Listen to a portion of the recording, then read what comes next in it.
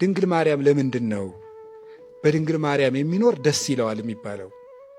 በእሷ ስም የሚጾም ሰው፣ የእሷን ስም የሚያመሰግን፣ እሷን እናት የሚያደርግ ሰው ደስ ይለዋል። እና ብዙ ጊዜ ስለ እመቤታችን እዚህ ውስጥ ያለ ሰው በጎ ሕሊና እንዳለው የታወቀ ነው። ጉዳዩ ግን የምናደርገው ነው የሚጠፋን። እና በእሷ ሆነ ደስ እንዲለ ምን እናድርገው ነገርኳችሁ። ሲበሽቃችሁም ውዳሴ ማርያም ድገሙ፣ ደስ ሲላችሁም ድገሙ። የእውነቴን ነው።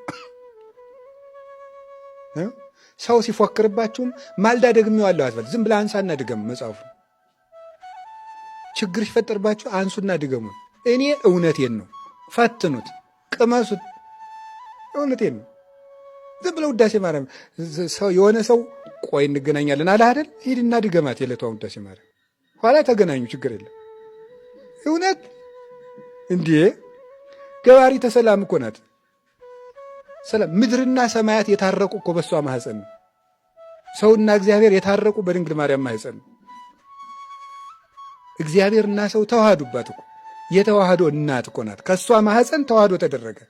መለያየት በሷ ማህፀን ጠፋ። አንድነት በድንግል ማርያም ማህፀን ተጀመረ።